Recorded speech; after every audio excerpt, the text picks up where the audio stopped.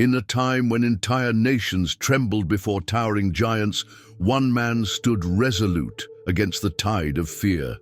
While the masses longed to return to the chains of Egypt, his voice rose above the doubt. "Let us go up and take possession of the land, for we will surely overcome it." Who could possess such unparalleled bravery? His name was Caleb, a warrior whose unshakable faith defied the odds. When others saw only insurmountable walls and the formidable sons of Anak, he perceived an opportunity for victory.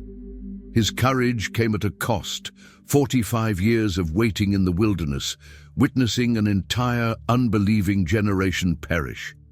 Yet time, which weakens even the mightiest, only strengthened his resolve. At 85, when most would seek rest, Caleb made a bold demand. "Give me this mountain that the Lord promised.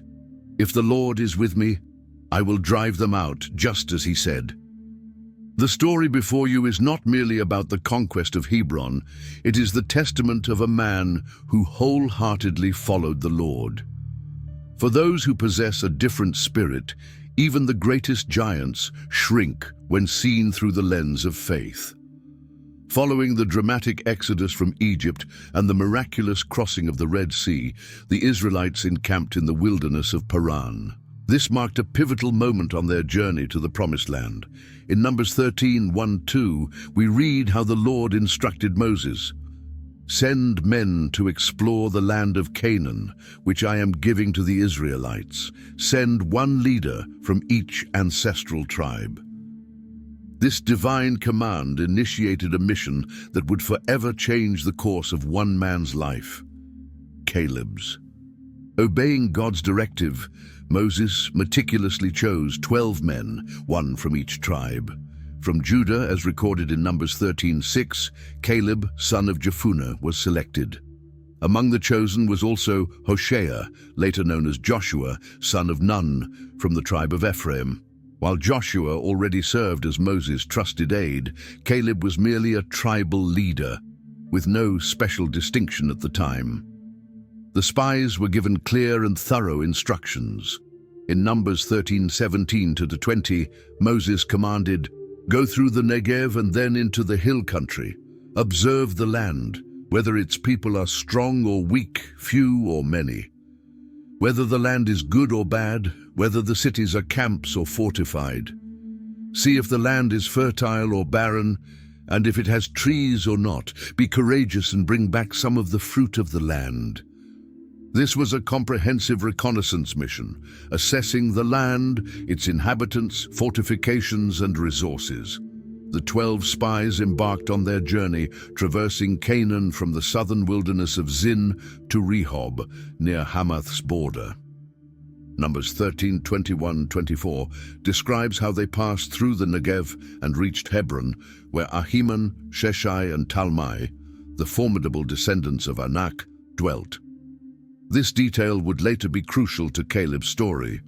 The text notes that Hebron was built 7 years before Zoan in Egypt, emphasizing its ancient significance. Upon arriving at the valley of Eshcol, the spies found undeniable proof of the land's richness. Numbers 13:23-24 records, "They cut a branch bearing a single cluster of grapes, which 2 men carried on a pole, along with pomegranates and figs. That place was called the Valley of Eshcol because of the cluster of grapes the Israelites cut there." The name Eshcol, meaning cluster, became a lasting testament to the land's incredible fertility. The grapes were so large that a single cluster required 2 men to carry it.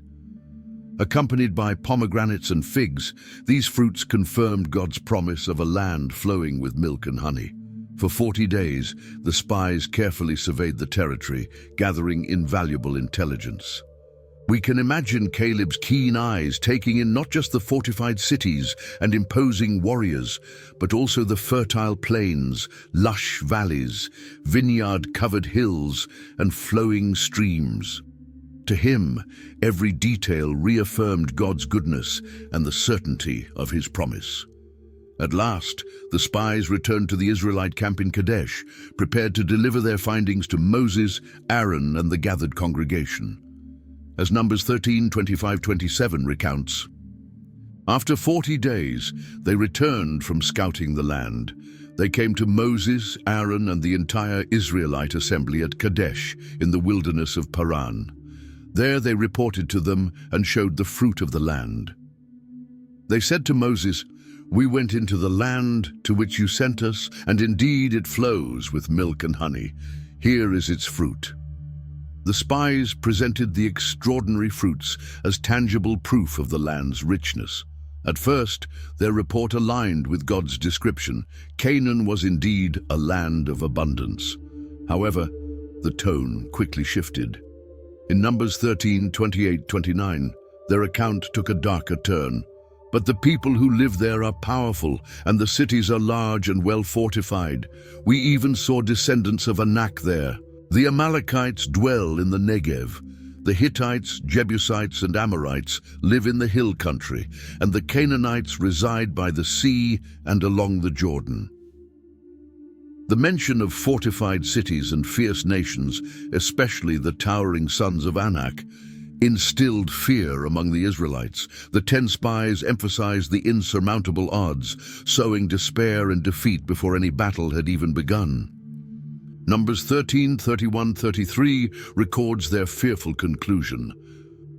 "We cannot attack those people. They are stronger than we are." And they spread among the Israelites a bad report about the land they had explored. They said, "The land we explored devours those living in it. All the people we saw there are of great size. We even saw the Nephilim, the descendants of Anak. To ourselves, we seemed like grasshoppers, and we appeared the same to them." Fear spread like wildfire, turning hearts away from God's promise. But amid the rising panic, one voice refused to be silenced. Caleb, steadfast in faith, rose to challenge the fear and doubt consuming the people. The contrast between their bleak perspective and the reality of God's blessings was striking. The same men who had carried the land's extraordinary fruit now saw only insurmountable obstacles. Murmurs of doubt rippled through the camp, fear spreading like an uncontrollable blaze. At this defining moment, Caleb revealed his true nature. As the crowd spiraled into panic, he stood with conviction. Numbers 13:30 states, "Then Caleb silenced the people before Moses and said, 'We should go up and take possession of the land, for we can certainly do it.'" With these bold words, Caleb stood alone against the tide of fear, his confidence resting not in human strength, but in the power of God's promise. Picture the scene: a single man striving to steady thousands of trembling hearts with nothing but unwavering faith. He did not deny the existence of giants or the strength of the cities. Instead, he viewed them through the right lens, as adversaries already defeated by the God who had parted the Red Sea and sustained them in the wilderness. Yet his voice of faith was soon drowned out by the cries of the fearful. Numbers 14:1-4 reveals the people's reaction. That night, the whole community raised their voices and wept aloud. All the Israelites grumbled against Moses and Aaron, saying, "If only we had died in Egypt or in this wilderness. Why is the Lord bringing us to this land only to let us fall by the sword? Our wives and children will be taken as plunder. Wouldn't it be better to return to Egypt?" And they said to one another, "Let us choose a leader and go back to Egypt." This open rebellion showed how quickly they had forgotten God's wonders. Instead of trusting in his promise, they longed for their former bondage.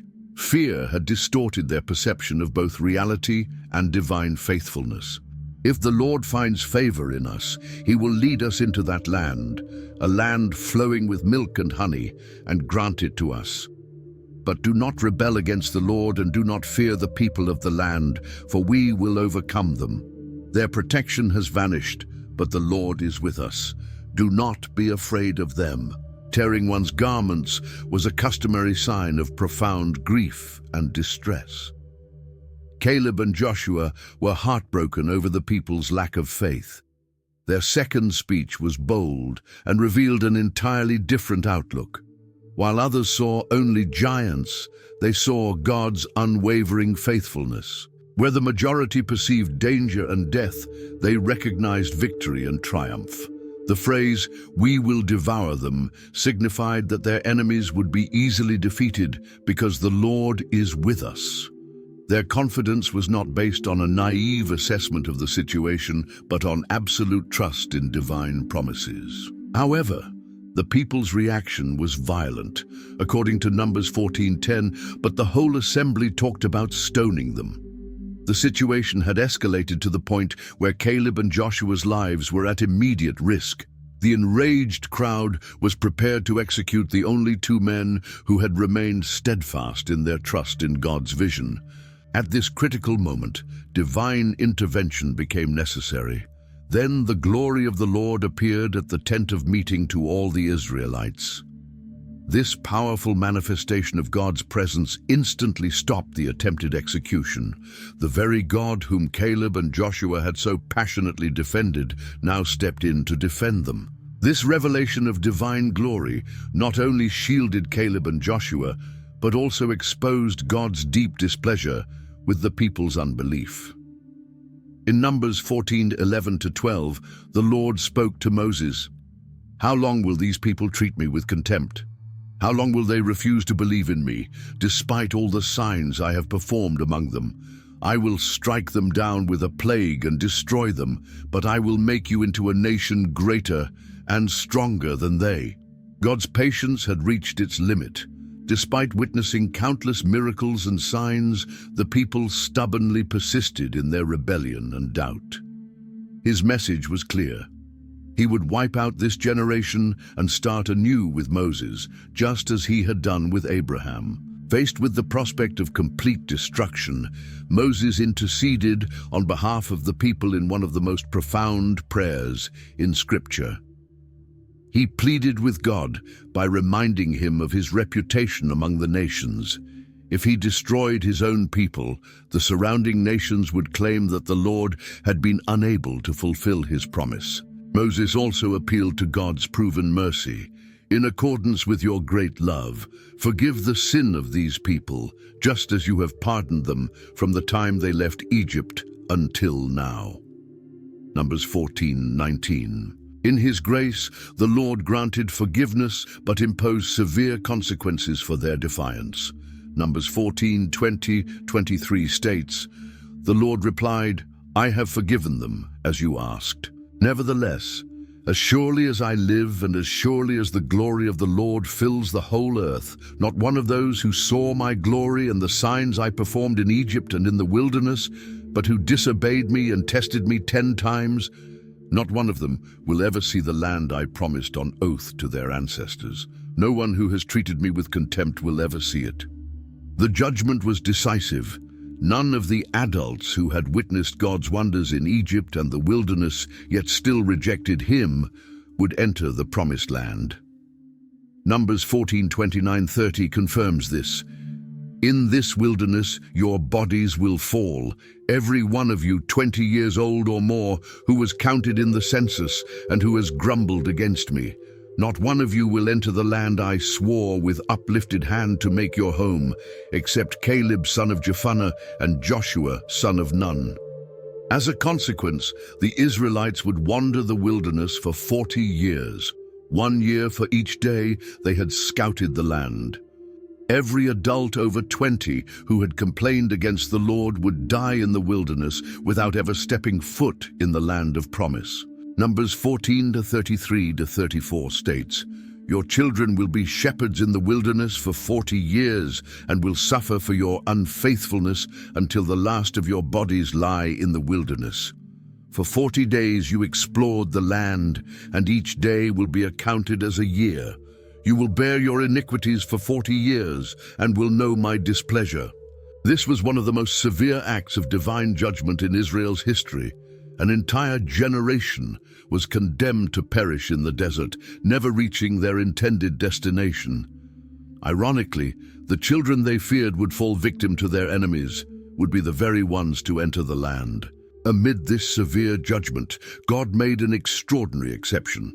In Numbers 14:24, he declared, "But because my servant Caleb has a different spirit and follows me wholeheartedly, I will bring him into the land he went to, and his descendants will inherit it." This statement highlights Caleb's unique character. He was not swayed by fear or the doubts of the majority. His perspective was shaped by unshakable faith in God's promises rather than by the obstacles before him. God's promise to Caleb was remarkable. Not only would he enter the promised land, but he would also inherit the very territory he had explored, including Hebron, the land inhabited by the giant descendants of Anak who had terrified the other spies. The very symbol of Israel's greatest fear would become a testament to Caleb's faith. To underscore the seriousness of divine judgment, the 10 spies who had spread the negative report were struck down by a plague before the Lord. Numbers 14:36-37 records, "The men Moses had sent to explore the land, who returned and made the whole community grumble against him by spreading a bad report. These men, who spread the bad report about the land, were struck down and died of a plague before the Lord. Only Joshua and Caleb survived among all the spies. Thus, the 40-year period of wandering began, during which the unbelieving generation perished, just as God had decreed." For Caleb, these years were a time of patient endurance. He witnessed the fulfillment of divine judgment while eagerly anticipating the promise he had received. Throughout those 40 years, Caleb must have seen countless funerals, a daily reminder of the cost of unbelief. As his peers passed away, he grew older, yet his faith never wavered. He knew that each passing day brought him closer to the fulfillment of God's word. This first chapter of Caleb's story teaches profound lessons about faith, courage, and perspective. In a world where the majority's opinion often dictates reality, Caleb exemplifies the power of anchoring oneself in God's promises rather than visible circumstances. True courage does not mean ignoring the giants in our lives, but rather viewing them through the lens of faith as challenges already defeated by God's power.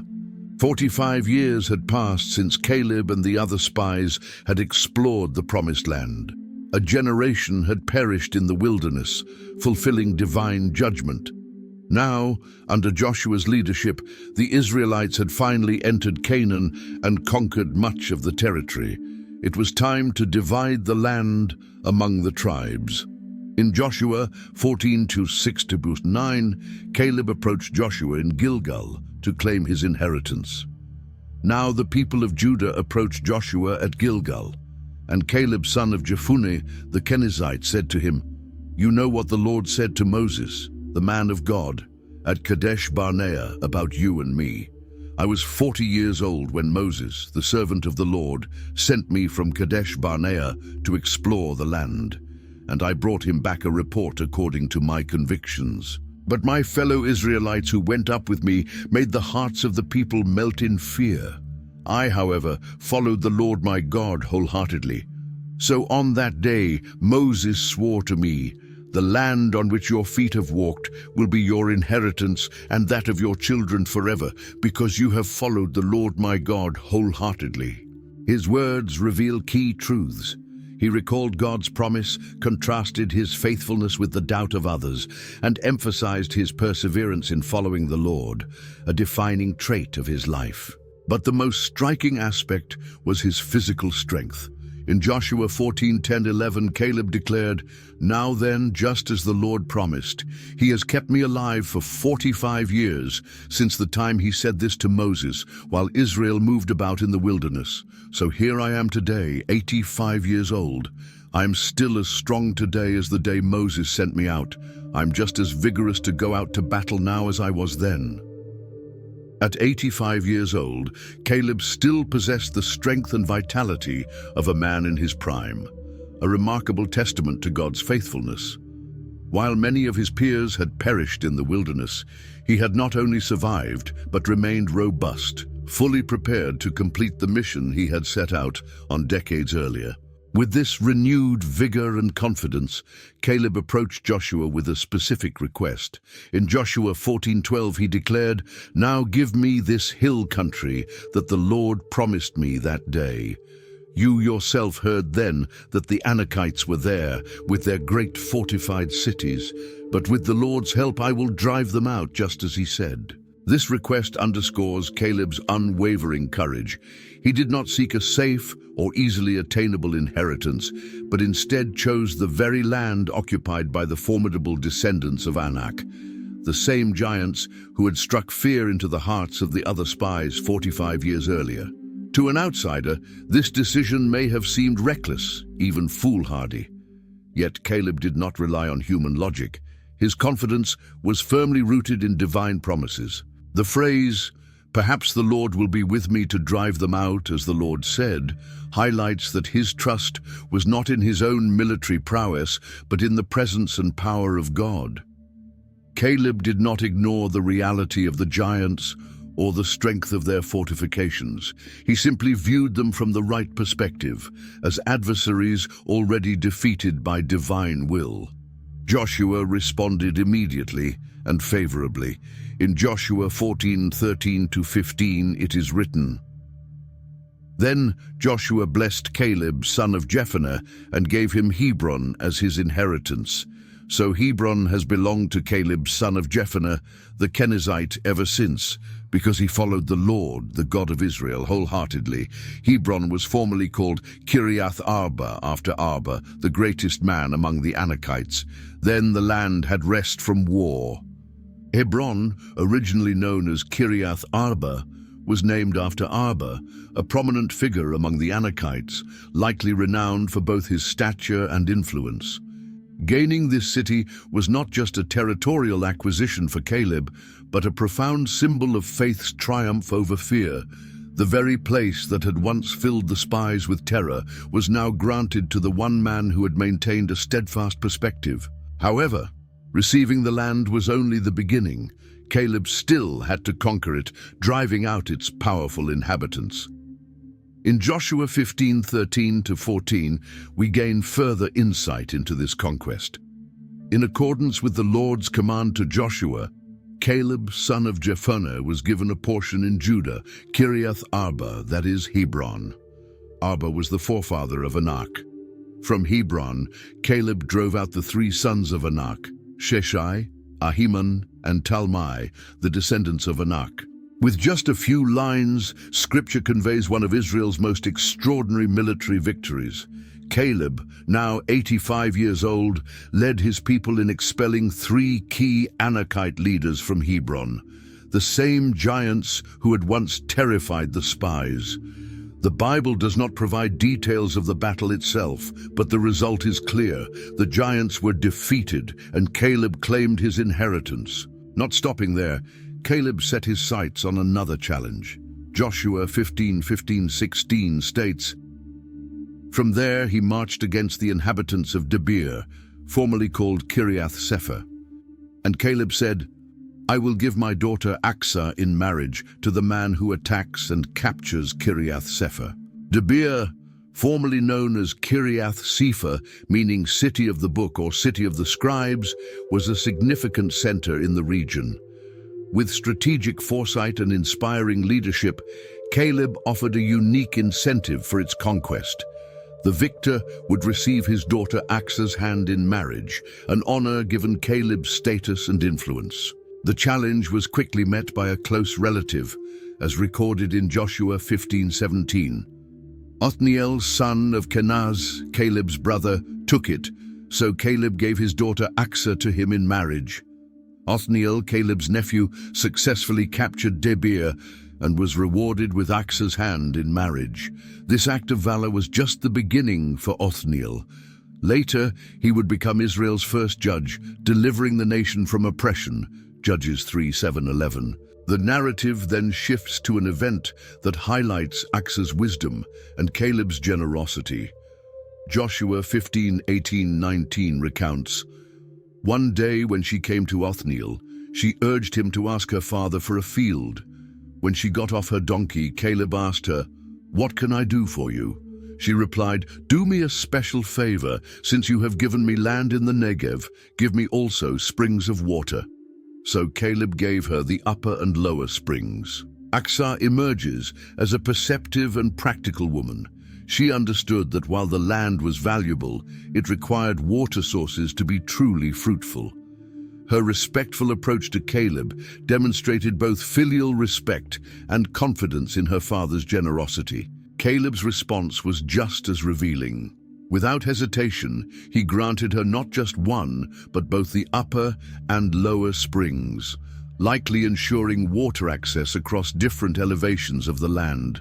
This decision underscored his generosity and his desire for his daughter and son-in-law to flourish. Hebron's conquest is revisited in Judges 1:10, providing additional context. Then the men of Judah attacked the Canaanites living in Hebron, formerly called Kiriath Arba, and defeated Sheshai, Ahiman, and Talmai. This suggests that Hebron's conquest was part of Judah's broader military campaign, though Caleb played a central role, as indicated in Joshua 15.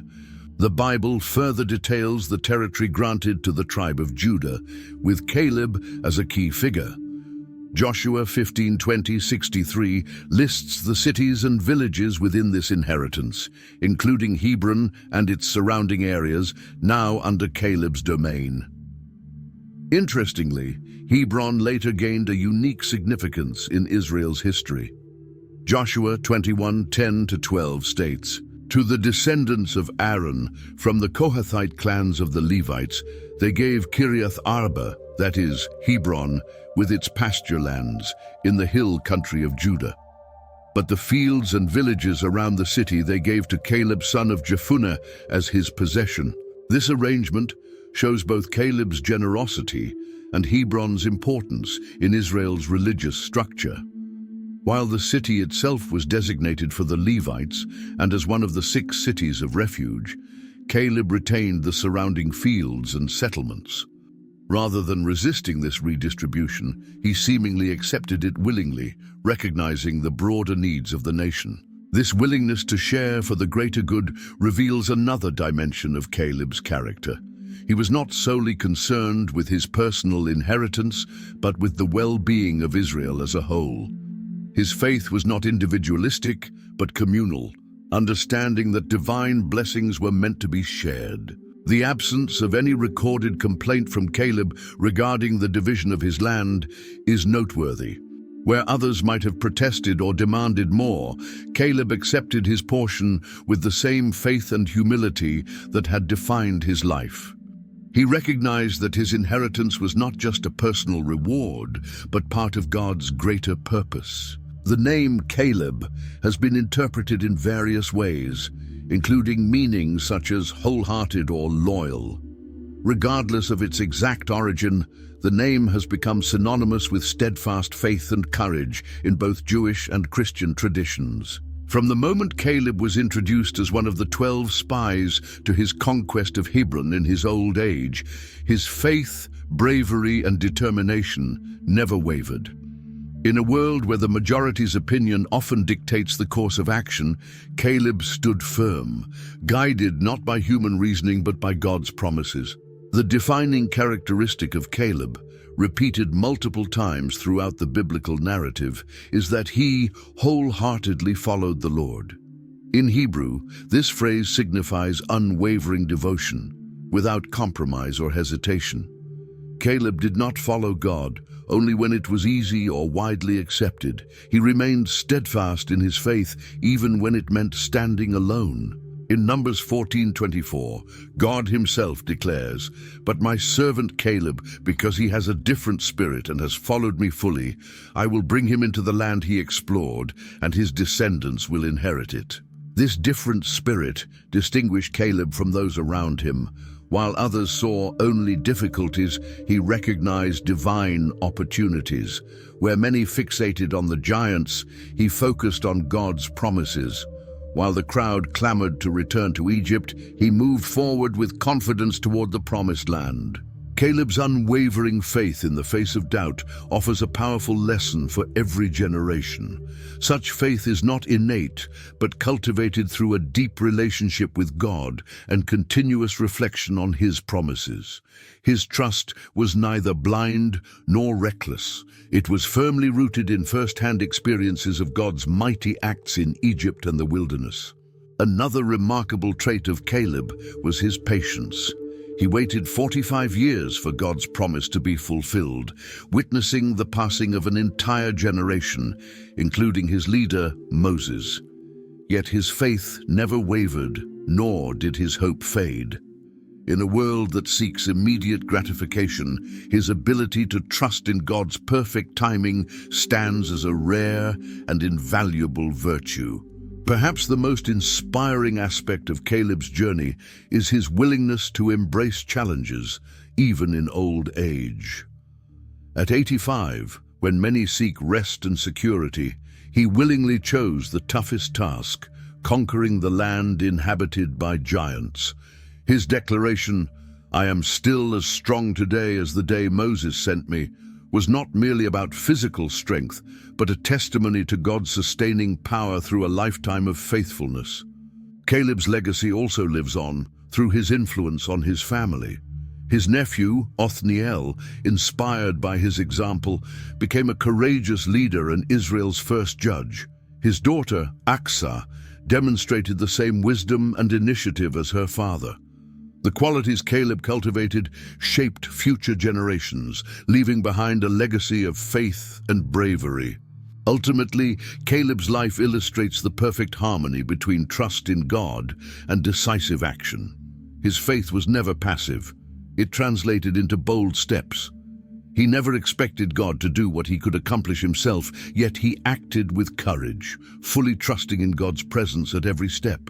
This balance between faith and effort, between divine trust and human responsibility, serves as a powerful model for all who seek to live an authentic life of faith.